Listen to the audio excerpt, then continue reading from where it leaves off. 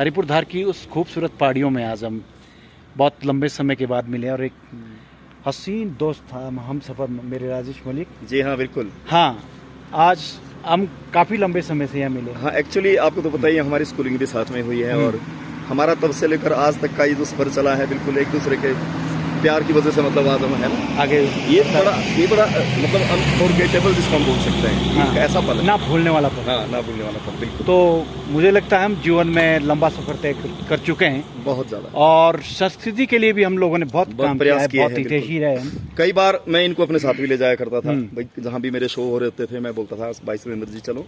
तो ये बहुत अच्छा एंकरिंग करते हैं और दोस्तों इनके पास इतना बढ़िया मटेरियल्स भी हैं एंकरिंग के लिए। बहुत खूबसूरत सी शेर व शायरी के ऐसे अल्फाज इनके पास मिलेंगे जो एक अच्छे कवि के पास नहीं हो सकता है। वाह, तो ये बात तो मुझे पता है और ये भी कल्चर के लिए समर्पित है। ये भी हाँ, हमारी लोक संस्कृति, हमारा संरक्षण हम कैसे करें, और इस संस्कृति की विरासत जो हमारे इन पहाड़ों में छुपी हुई है उसको हम कैसे जिंदा रखें, ये आप जैसे होनहार कलाकारों के लिए बहुत बड़ी चुनौती है। लेकिन आने वाला समय बहुत चुनौती भरा है, क्योंकि हमारे युवाओं में थोड़ा परिवर्तन हो चुका है। जी हाँ, बिल्कुल। और इस परिवर्तन को हमें थोड़ा बदलना पड़ेगा, और आप जैसे युवा कलाकारों को भी आगे ये मैं सोचता हूँ ये सबकी रिस्पॉन्सिबिलिटी बन जाती है। ये सिर्फ एक दो के करने का तो काम ही नहीं है ना। बिल्कुल। इसमें जितने भी मैं सिंगर को लेता हूँ, जो भी सिंगर गा रहा है आज की डेट में, तो मैं उनसे हाथ जोड़ के करबद्ध प्रार्थना करता हूँ कि संस्कृति को बढ़ावा दीजिए। बाकी तो बाद की बातें हैं, आप वो भी गाइए पर उसको थोड़ा अलग से, पर जहाँ संस्कृति उसके साथ एक भी शब्द का कहीं हेर फेर ना हो, छेड़छाड़ ना हो। क्योंकि आज की संस्कृति में जो हमारे युवा पीढ़ी के जो कलाकार लोग हैं उनको कोई शब्द ऐसे जाते हैं जैसे दुल टू नोखे जैसोड़ो, मतलब जैसे इस तरह के शब्द हमारे पुरखे जब गाते थे ना किसी गीत में, तो उनको सही माने में उनको पता नहीं होता कि शब्द का इसका अर्थ क्या हुआ। तो फिर संगीत का सुनना और समझना फिर बेकार की बातें हो जाती है। एक कोई पहाड़ी अब फिर कभी दोबारा कभी आएंगे लाइव आपके साथ। अभी जाना है, मुझे घर जाना है, थोड़ा समय भी है कम, और उधर से बस भी लगा हुआ है। अगर कुछ निकाल थैंक यू सुने, कोई नहीं, फिर कभी देख लेंगे। और बहुत बहुत आप थैंक यू सो मच प्यारे दोस्तों, सो मच, बहुत बहुत सैल्यूट, शुक्रिया।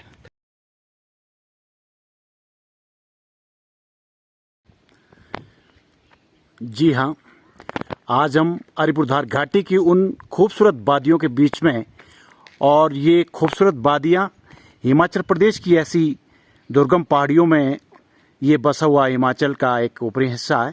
और अलीपुरधार नामक स्थान आपने सुना होगा, बहुत ही रमणीय स्थल है, और यहाँ पर एक माँ भंगैणी मंदिर भी है।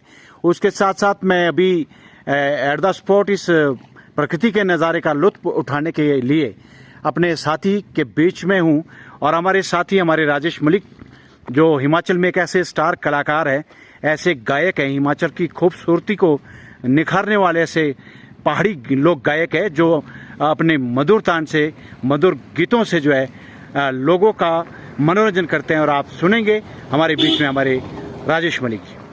हेलो गाइस, सबके लिए प्यार भरा नमस्कार।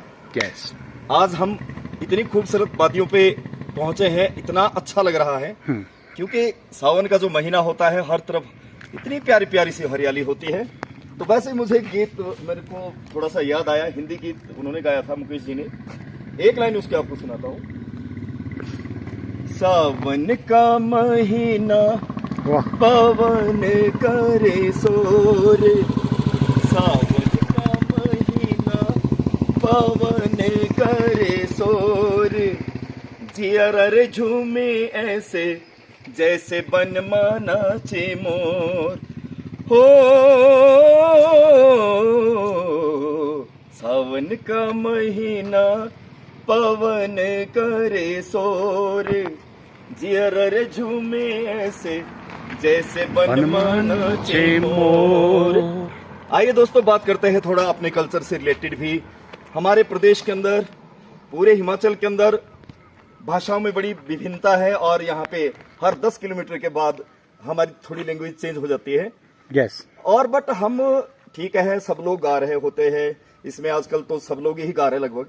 यस, चाहे वो छोटा सा भी कोई वीडियो अपने घर पे ही बना रहे हैं, चाहे वो कहीं भी गा रहे हैं। पर विशेषकर बात जहाँ संस्कृति की आती है जी, हमने सुना है कि संस्कृति एक वो चीज है, हमारी असली पहचान हमारी माटी से है हमारी।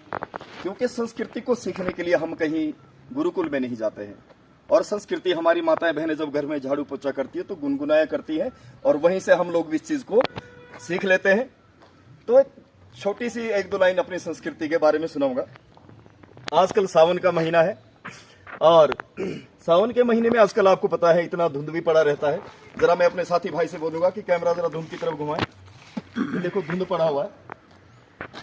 अब जैसे धुंध पड़ा है तो होता क्या है कि मान लीजिए इस धुंध से परली तरफ कोई गांव है और वहां से एक बेटी की शादी हमारे इस गांव में यहाँ पे हुई है और उसका मन कर रहा है कि मुझे एक्चुअली आज अपने मायके में मुझे जाना था, पर क्या करे, आगे एक टिल्ला पड़ा हुआ है, आगे टिल्ला भी है और क्या बोलते हैं धुंध भी है।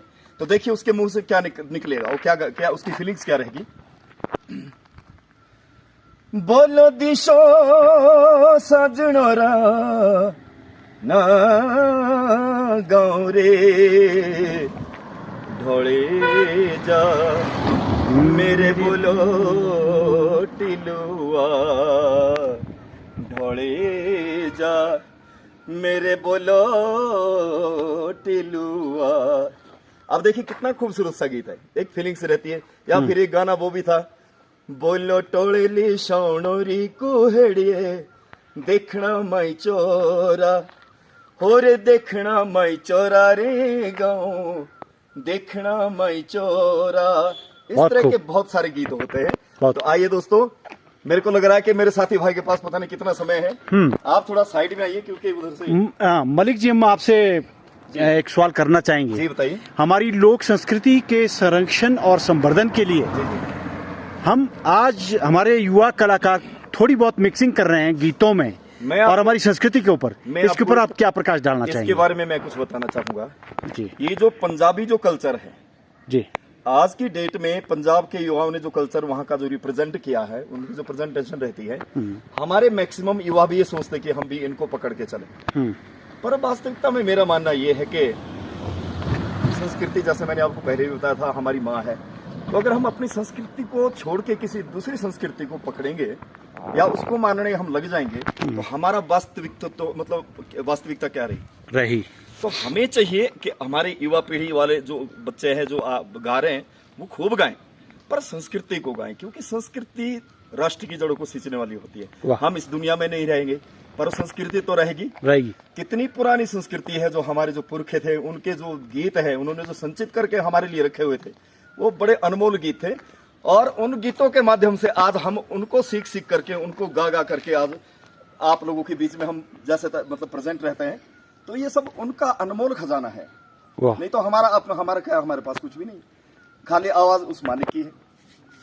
तो हमें चाहिए कि संस्कृति का संरक्षण और संवर्धन करना ये हम सभी की जिम्मेवारी बन जाती है। शुक्रिया जी। नॉट फॉर कलाकार, एवरीबॉडी, जो कल्चर से जुड़ा हमारा आदमी है, जो भी हमारा भाई है, बहन है, कोई भी है, अपने उन चीजों को रिप्रेजेंट करे जो बहुत पुरानी चीजें हैं, क्योंकि वही हमारी वास्तविकता है। हमें संगीत से बहुत प्रेम है और हम संगीत के लिए जी रहे हैं और संगीत के लिए ही एक दिन इस दुनिया से चले जाएंगे। दोस्तों, गजब सुंदर।